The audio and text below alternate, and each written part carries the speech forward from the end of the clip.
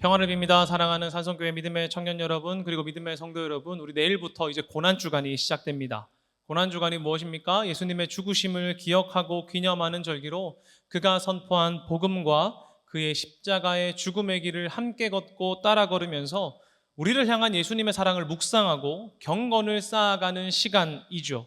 그래서 많은 교회가 고난주간이 되면 예수님의 행적을 돌아보는 설교를 하기도 합니다. 그러니까 몇 주간 동안 미리 이 고난주간을 준비하며 예수님이 이런 행적을 사셨고 이런 걸음을 걸으셨고 이제 이렇게 죽기까지 이제 나왔다 이렇게 말한다거나, 죽음을 향해 가는 여정에 동참하기 위해서 어떤 교회는 특별 새벽기도회, 우리 청년들만 또 하는 특별 새벽기도회를 하기도 하고, 금식을 릴레이로 하기도 합니다.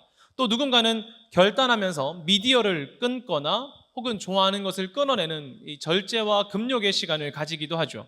그러나 우리가 이 고난주간을 맞이하며 예수님의 십자가에 동참하겠노라 결단하였다면, 여러분, 때로는 우리의 불편함을 감수할 수 있어야 하고 때로는 어려움을 선택해야 할 수도 있습니다. 왜 그렇습니까? 십자가에 동참하는 것이 결단만으로 되지 않기 때문에 그래요. 여러분, 마음 먹으면 다 되십니까? 안 되잖아요. 저도 지금 다이어트 몇 년째 하고 있는지 모르겠습니다. 얼마 전에 페북에서 이제 10년 전 오늘, 13년 전 오늘 이런 게 떴는데 그 글에 이런 거더라고요. 옷이 맞지 않는다. 뭔지 알죠, 여러분? 이게 되게 똥똥해진 사람의 그 그림을 올리면서 제가 맞는 옷이 없다. 이거였습니다. 맞는 옷이 없다. 아직도 맞는 옷이 없습니다, 여러분. 10년째 다이어트를 하고 있어요. 여러분, 결단만으로 모든 것이 된다면 참 좋겠지만 십자가를 따르는 것 결단만으로 안 됩니다. 연습과 준비 과정 없이도 되지 않고요. 또 도전하고 실패하고 도전하고 실패하는 반복 없이 단번에 되는 것이 아니란 말이죠. 생각해 보십시오. 우리가 한 해를 보내면서 얼마나 자주, 얼마나 많이 그리스도의 고난에 동참하겠습니까? 그렇지 않습니까? 아마 거의 없을 거예요. 우리가 1년간 그리스도인으로 내 삶을 살아가며 예수님의 고난에 동참하는 것이 종종 있는 일이 아니란 말이죠. 그러니까 이 고난주간에라도 동참해보자는 겁니다. 52주 중에 한 주 정도라도 해보자는 거예요. 여러분, 이번 주간 우리가 무언가 결단하고 그리스도의 고난에 동참하자 하면 다 성공할 것 같습니까? 아니요. 또 실패하고 까먹기도 할 것입니다. 그러나 그 연습과 반복을 통해서 우리가 예수 그리스도의 십자가를 조금이나마 함께 짊어진다면 그것이 큰 은혜가 될 줄 믿습니다. 여러분, 그렇다면 도대체 어떻게 동참해야 되는데요? 오케이, 동참하겠습니다. 그리스도의 십자가의 고난에 동참하죠. 어떻게 해야 됩니까? 다들 큰 십자가 저거 하나씩 드릴까요? 다 짊어지시겠어요? 우리 우영이랑 하진이 이런 애들만 들 수 있는 거 아니야? 여러분, 어떻게 해야 됩니까? 대부분 그리스도의 고난에 동참하자라고 말하면 성경을 읽거나 금식을 하겠다고 말합니다. 이번 한 주간 고난의 말씀을 좀 읽겠습니다. 한 주간 금식하며 굶주려 보겠습니다. 물론 그것도 좋은 연습이고 훈련입니다. 그런데 오늘 특별히 오늘 본문을 붙잡고 십자가에 참여해 보길 원한다는 거예요. 오늘 본문은 예수님께서 제자들에게 비유를 통해 심판을 이야기하고요, 심판을 준비해야 할 것을 가르치시는 장면입니다. 우리 본문의 앞 내용을 좀 살펴볼까요? 본문의 앞을 보면 이런 내용이 나옵니다. 무화과 나무가 잎이 나면 여름이 가까운 줄 알 것이라, 이와 같이 하나님 나라도 임할 때에 하나님 나라가 임할 것을 알게 될 것이다 라고 말합니다. 그러니까 하나님의 징조가 일어날 거라는 거죠. 그리고 그때가 되면 그때를 준비하는 사람들은 등불을 들고 나가 남편을 기다리는 여인들과 같은데, 기름 없이 나갔다가 등불이 꺼져서 돌아오다가 남편이 오는 것을 놓치지 말고 지혜롭고 현숙한 사람처럼 기름을 준비하여서 등불이 꺼지지 않도록 기다렸다가 기름을 채우면서 남편을 기다리는 것과 같죠. 또 달란트 비유와 같이 하나님이 맡기신 그 일에 충성을 다하는 것이 하나님의 나라에 오심을 기다리는 거라고 말하는 겁니다. 그리고 오늘 본문이 시작되는 거예요. 그러니까 앞에 말하는 무화과 나무의 비유와 기다리는 여인의 비유와 달란트 비유는 사실 모두 오늘 본문을 위한 준비 역할을 하는 것입니다. 이 세 가지 비유를 다 말한 다음에 뭐 하는 거예요? 오늘 본문을 딱 말하는 거예요. 오늘 본문이 어떤데요? 본문의 분위기는 인자가 모든 천사와 함께 올 때, 곧 심판의 때가 이를 때에 모든 민족을 그 앞에 모으고 각각 구분하는 장면입니다. 오늘 본문 32에서 33절인데요. 같이 한번 읽어보겠습니다. 시작.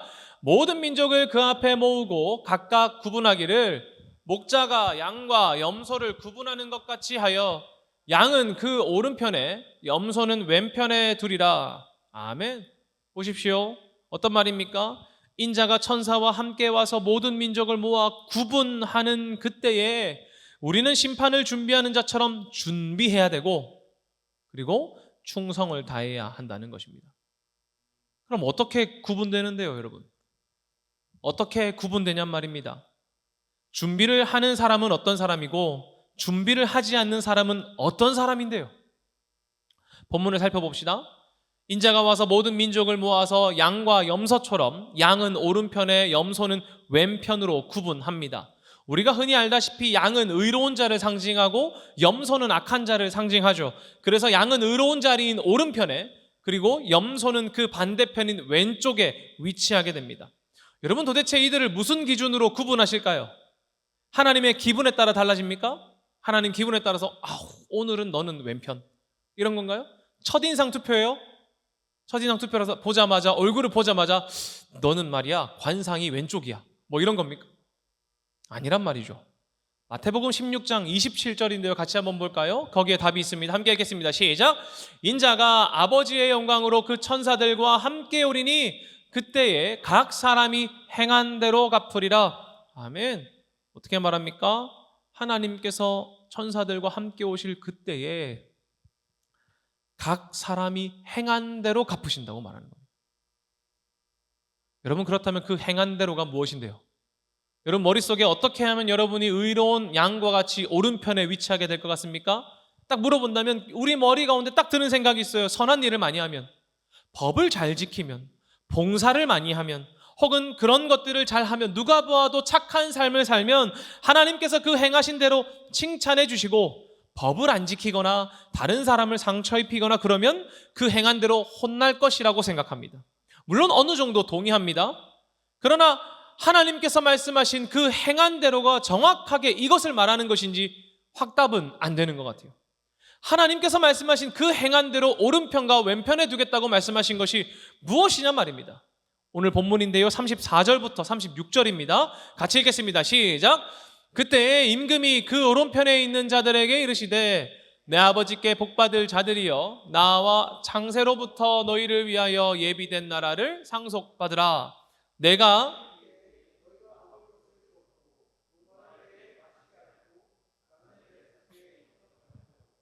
헐벗었을 때 옷을 입혔고 병들었을 때에 돌보았고 옥에 갇혔을 때에 와서 보았느니라.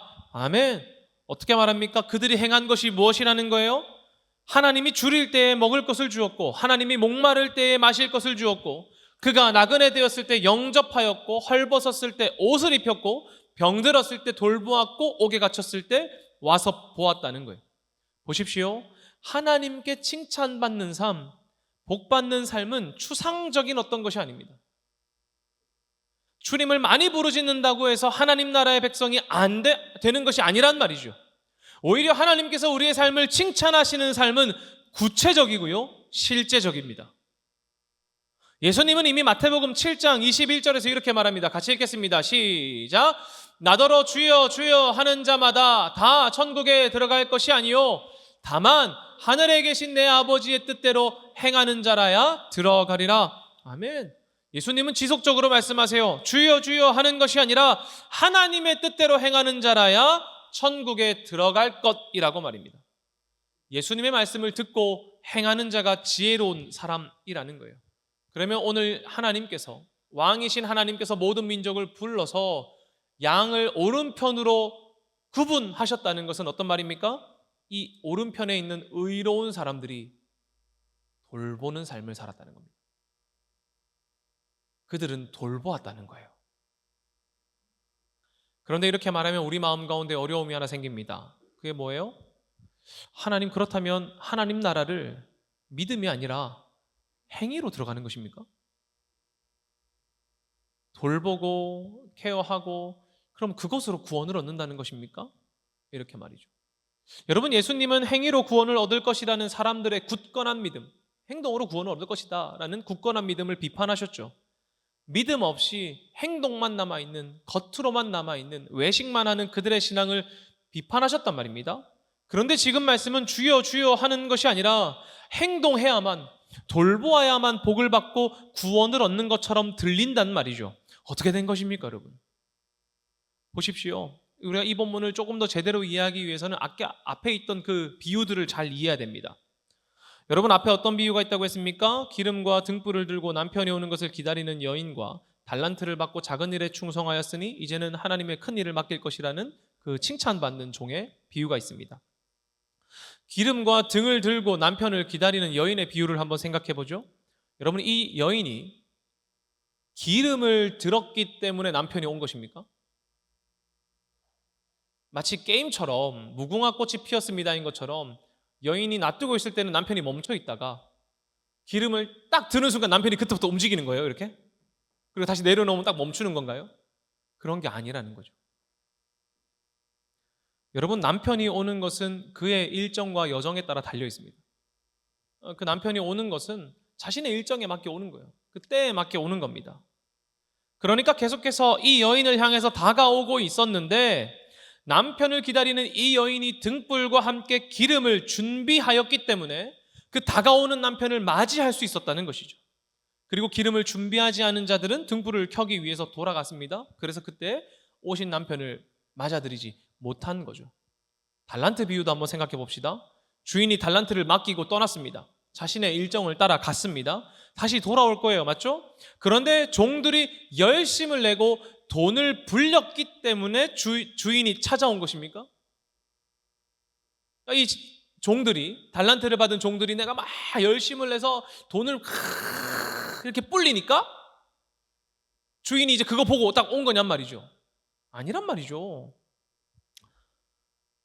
여러분, 이 주인은 주인의 때에 돌아올 겁니다. 그렇죠? 이 종들이 돈을 안 불리면 안 돌아오고 그런 겁니까? 그럼 나는 계속 안 불려서 주인이 안 오기를 그 주인의 집을 내 것처럼 쓰고 막 그런 건가요? 아니란 말이죠. 주인은 주인의 때에 종들에게 돌아올 것입니다.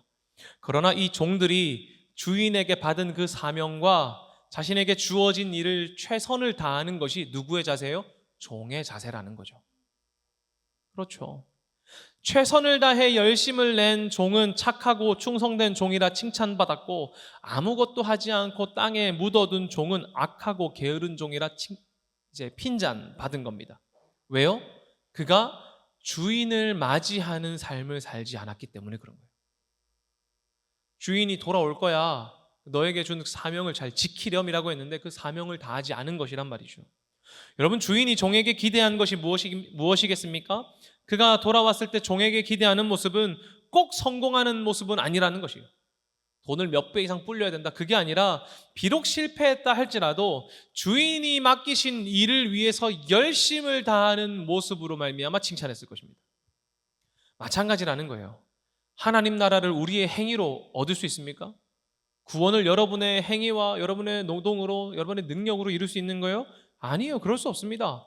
하나님의 나라는 하나님의 때에 하나님의 방식으로 임할 것입니다. 때로는 급작스럽게 다가올 수도 있단 말이죠. 그러나 그 다가옴을 놓치지 않고 준비하는 방법, 그것이 무엇이라는 겁니까? 기름과 등불을 함께 들고 있는 것이고 나에게 주어진 사명과 맡겨진 일에 열심을 다하는 것, 그것이 오늘 본문에서는 뭐라는 거예요? 돌보는 삶이라는 거예요.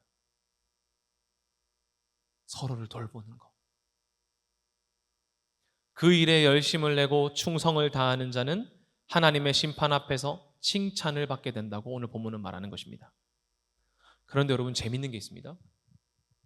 이 칭찬받을 사람들이 자신이 행한 일이 뭔지 모른다는 거예요. 내가 왜 의롭다고 칭찬받는 거죠? 모른다는 겁니다. 본문 37절에서 39절입니다. 같이 읽겠습니다. 시작. 이에 의인들이 대답하여 이르되 주여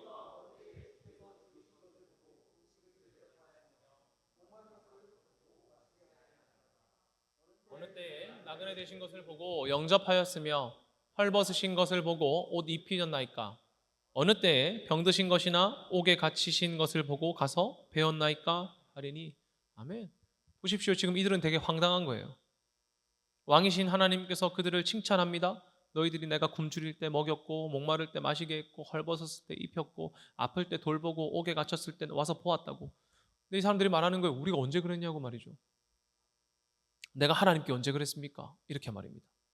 여러분, 우리는 착한 일을 하면 뿌듯해하고 자신의 선한 일을 기억하고 때로는 어떻게 합니까? 자랑도 합니다. 그렇죠? 내가 오늘 뿌듯한 일 했어요. 그러면 뭔가 입이 근질근질 하잖아. 마을 모임 할 때 그런 거 있잖아요. 이번 주에 내가 있잖아요. 막 말하고 싶어 난리잖아 막. 그런 것처럼 자랑하고 싶어요. 내가 무엇을 했는지 세세하게 기억하면서 그것을 기념합니다. 다르게 말해볼까요? 교회에서 주와 교회를 위해 무언가 했다고 해보죠. 그것을 어떻게 합니까? 나의 영광으로 여깁니다. 심지어는 때로 싸울 때 내가 하나님 위해서 어디까지 한 줄 아나? 이러면서 자신의 행위들을 자랑합니다. 몇 년 전에 언제 했는지 모르는 그 과거의 영광을 추억하면서 말한단 말이죠. 그런데 오늘 여기 오른편에 앉은 양과 같은 사람들, 의인과 같은 사람들은 의인의 임금님의 선언에 어리둥절해하는 거예요. 왜요? 자신들이 내 앞에 있는 그 왕에게 먹이거나 입히거나 돌보거나 와서 본 적이 없기 때문입니다. 우리가 언제 그리하였습니까? 라고 되묻기까지 한단 말이죠. 여러분 생각해 보십시오. 이들이 다른 사람이 아니라 임금을 위해 그런 것을 했다면 정확하게 기억할 것입니다. 내가 나의 왕이신 당신을 위해 음식을 이렇게 준비하였습니다. 세세하게 기억할 겁니다. 그러지 않겠습니까? 여러분, 제가 군대에 있을 때 사단장이 헬기 타고 우리 부대에 방문한다는 거예요. 그래서 그때 명령이 내려왔습니다. 야, 이 새끼 손톱보다 작은 돌 다 치워라. 연병장에 다 흙바닥이에요. 잔디가 아니에요, 여러분. 전부 다 흙바닥인데 이 새끼 손톱보다 작은 돌을 다 치우래. 안 그러면 이게 푹 날라서 헬기가 상한다는 거예요. 그래서 우리가 며칠 동안 그 연병장 400명이 다 차도 훨씬 남는 연병장입니다. 그러니까 400명이 다 서도 더 넓은 연병장인데 거기를 며칠간 돌아다니면서 이 이삭줍기 하듯이 내가 이삭줍기 하듯이 이렇게 그 요만한 돌들을 며칠 동안 추웠어요. 여러분, 그 한 줄로 쫙 서서 걸어가면서 이거를 줍는 장면 얼마나 장관인 줄 아십니까? 그가 임금은 아니잖아요. 이 사단장이 임금은 아니잖아요. 그러나 산을 옮길 만한 능력이 있는 사람이긴 합니다. 아무튼 그가 왕은 아니지만 군대에서 상급자이기에 그를 준비하고 환영하고 그가 내릴 때 연병장을 치웠던 것이 아직도 기억납니다. 더 기억남는 이유는 그가 방문하지 않았기 때문이죠. 결국에는 헬기는 무슨 차도 안 타고 왔습니다. 아무튼 그때의 일이 20년 전의 일인데도 기억납니다. 근데 하나님의 영광을 위해서 내가 무언가를 했다면, 나의 왕이신 당신을 위해서 내가 가치 있는 일을 했다면 우리는 기억하고 그것을 돌아보고 자랑할 것입니다. 그런데 이들은 왕을 위해서 무언가 하지 않았단 말이죠. 왕을 위해서 하지 않았단 말이죠. 어떻게 된 일입니까? 그때 왕이 말합니다. 40절입니다. 함께 읽겠습니다. 시작. 임금이 대답하여 이르시되 내가 진실로 너희에게 이르노니 너희가 여기 내 형제 중 지극히 작은 자 하나에게 한 것이 곧 내게 한 것이라 하시고 아멘. 보십시오. 이들이 왕을 먹이기 위해 노력하고 왕을 입히기 위해 힘쓰거나 왕을 돌보기 위해 에너지를 쓰고 그가 옥에 갇혔을 때 돌아본 것이 아닙니다. 누구를 위해 마음 쏟았습니까? 형제 중에 지극히 작은 자 하나를 위해 노력하고 힘썼다는 거예요. 여기서 중요한 게 있습니다. 너희 형제들 중 하나가 아니라는 거예요. 얘들아, 너희가 너희 형제들 중 한 사람을 참 잘 돌보았어 이렇게 말한 것이 아니라 누구의 형제라고 말하는 거예요? 왕이신 하나님의 형제를 잘 돌보았다는 거예요. 내가 진실로 너희에게 이르노니 너희가 내 형제 중에 지극히 작은 자 하나에게 한 것이 내게 한 것이란다. 이렇게 말입니다. 여기서 우리는 형제의 범위를 이제 고민해야 됩니다. 그렇죠? 전통적인 신학으로는 이 하나님의 형제는 모든 인류를 말해요. 그래서 인류애적인 사랑이라고 사람들은 이야기해왔습니다. 그러니까 어려움 중에 있는 모든 자를 향해 우리의 사랑을 펼쳐야 한다. 하나님의 마음으로 그들을 사랑해야 된다. 이렇게 인간애적인 사랑을 해야 된다 하고 말이죠. 근데 현대신학에서는 모든 인류라기보다는 그리스도의 형제들 중에서 어려움을 당한 사람으로 이해하려고 합니다. 그러니까 이 초대 교회 공동체 가운데, 초기 기독교 가운데 어려움 당하고 있는 그리스도 교회 형제들 중에 한 사람이 어려움 당하고 있다면 그들에게 사랑을 펼치고 선을 펼치는 것이 곧 나에게 하는 것이란다 라고 이해한단 말이죠. 그런데 저는 사실 이 두 마음 모두가 우리에게 있어야 된다고 생각해요. 그렇지 않습니까? 우리 안에 있는 하나님의 사랑이 있는데, 우리 안에 다른 것이 아니라 하나님의 사랑이 있는데, 나의 옆에 있는 이 공동체의 형제를 사랑하고 또 주님께서 눈동자처럼 지켜보시고 마음 아파하시는 교회 밖에 있는 자들 또한 사랑해야 될 것이다. 그것이 조금 더 그리스도인답지 않은가, 이런 생각이 있습니다. 그러니 우리는 어려움 당한 공동체의 일원을 향한 손내밈과 더 나아가 하나님이 사랑하시는 연약하고 소외된 무너진 삶을 향해서 손을 펼쳐야 할 것입니다. 그것이 형제를 사랑하는 것이니까요. 성경은 우리에게 사랑의 행동을 할 것을 강력하게 말합니다. 행동하라고요. 주여 주여라고만 하지 말고 말을 듣고 행해라. 어떤 사람이 오른편에 있는 사람이냐? 사랑하는 사람 아니냐? 돌보는 삶 아니냐라고 말입니다. 여러분, 우리는 때로 하나님께 드릴 때에 놀라운 기적과 같은 일을 하기를 바랍니다. 하나님, 우리가 예배하면 이 교회 가운데 막 불이 일어나고 부산 땅이 뒤집어지고, 저도 그랬으면 좋겠습니다. 그리고 그 일을 하나님이 기뻐하실 것이라고 저는 생각합니다. 근데 때로 우리가 그것에만 너무 초점이 맞춰질 때가 있는 것 같아요. 하나님, 내 삶 가운데 놀라운 일과 위대한 일을 행하면 주님 기뻐하실 것이다. 그래서 옛날에 그런 거 있잖아요. 여러분, 초등학생, 중고등학생 때 수련회 가면 어떤 사람들하고 말해요. 여러분, 위대한 사람 되십시오. 그래서 그 자리에서 하나님께 탁 영광을 드러내십시오. 그런 말 하잖아요. 그런 거 꿈꾸잖아요, 다들. 그래서 록펠러만큼 부자가 돼가지고 주를 위해. 나도 어렸을 때 그런 생각 했거든요. 와, 빌 게이츠가 11조 하면 교회가 다 살아나겠다. 나만 그랬니? 빌 게이츠가 돌아가면서 매 교회마다 11조 하면 재정 걱정이 없겠다. 아니면 11조를 10개로 나눠가지고 10교회씩 막. 그런 생각 안 했습니까? 우리가 그렇게 위대한 일을 하면 하나님이 기뻐할 것이라고 생각합니다. 그러나 오늘 말씀은 말해요. 너희가 설령 기적을 행하는 것보다, 제가 만약에 놀랍게 기적을 행하는 것보다, 위대한 일을 하는 것보다 작은 자 하나를 사랑하고 돌보는 자를 하나님이 기뻐하신다는 겁니다. 할렐루야. 여러분, 마태복음 7장 21장부터 23절까지 한번 읽어볼까요? 함께 읽겠습니다. 시작. 나더러 주여 주여 하는 자마다 다 천국에 들어갈 것이 아니요 다만 하늘에 계신 내 아버지의 뜻대로 행하는 자라야 들어가리라. 그날에 많은 사람이 나더러 이르되 주여 주여 우리가 주의 이름으로 선지자 노릇하며 주의 이름으로 귀신을 쫓아내며 주의 이름으로 많은 권능을 행하지 아니하였나이까 하리니, 그때에 내가 그들에게 밝히 말하되 내가 너희를 도무지 알지 못하니 불법을 행하는 자들아 내게서 떠나가라 하리라. 아멘. 어떻게 말합니까, 여러분? 내가 주님의 이름으로 선지자 노릇하고 귀신도 쫓아내는 놀라운 일도 행하고 위대한 일을 했습니다 라고 말하지만 주님 말씀하시죠? 내가 너희를 모르겠단다. 주님이 오늘 모든 민족을 불러 모아서 오른편에 두는 의로운 사람들에게 말하는 겁니다. 너희가 형제들 중 지극히 작은 그 한 사람을 돕는 것이 내게 한 것이라. 이렇게 말이죠. 사랑하는 여러분, 우리가 이제 고난주간이 시작됩니다. 예수님의 십자가의 길을 묵상하는 그 길을 걷습니다. 무언가 하기로 결단하신다면 저는 사랑할 것을 권면합니다. 사랑하십시오. 공동체의 형제를 사랑하고 또 우리가 알지 못하는 소외되고 넘어진 사람들을 사랑하려고 하십시오. 우리는 하나님 나라를 준비해야 할 때 놀라운 일을 해야겠다는 마음이 생기죠. 어마어마한 일들 말입니다. 그러나 하나님 나라를 준비하는 삶은, 등불을 켜서 기름과 함께 준비하는 삶은, 내게 받은 달란트를 열심히 사용하고 능력을 쓰고 주의 오심을 기다리는 삶은 다른 것이 아니라 하나님이 눈동자처럼 지켜보시는 그 작은 자를 향한 사랑과 손길이라는 것입니다. 그리고 그것이 십자가 지신 예수 그리스도께서 우리에게 바라시는 모습입니다. 십자가 지신 예수님이 우리를 보면서 야, 내가 너희한테 바라는 모습은 기적을 행하고 놀라운 일을 행하는 거, 그것이 아니라 뭐라는 거예요? 작은 자를 사랑하는 거예요.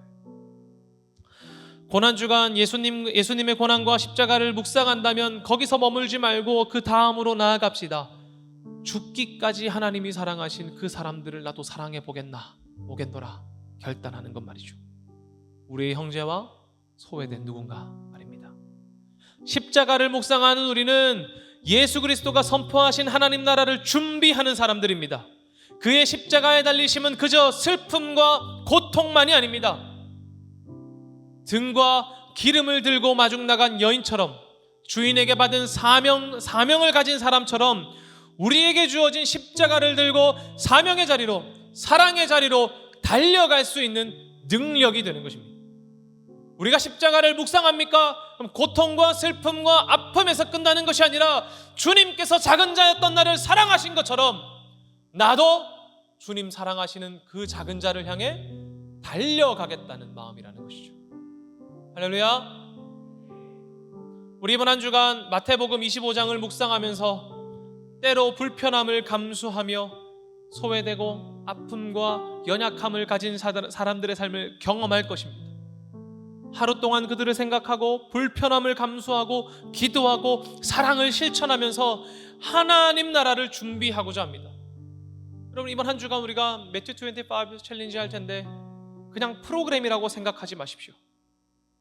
우리의 삶에 십자가를 짊어지고 그 사랑의 자리로 나아가는 연습을 한다. 나는 그 형제를 사랑하는 것이 익숙하지 않고 저 멀리 있는 연약하고 아픔 가운데 있는 형제를 사랑하는 것이 익숙하지 않지만 이번 한 주간 하루하루 도전하며 하나님 칭찬받은 의로운 삶을 연습한다고 말입니다. 한 번의 고난 주간으로 바뀌지 않겠죠.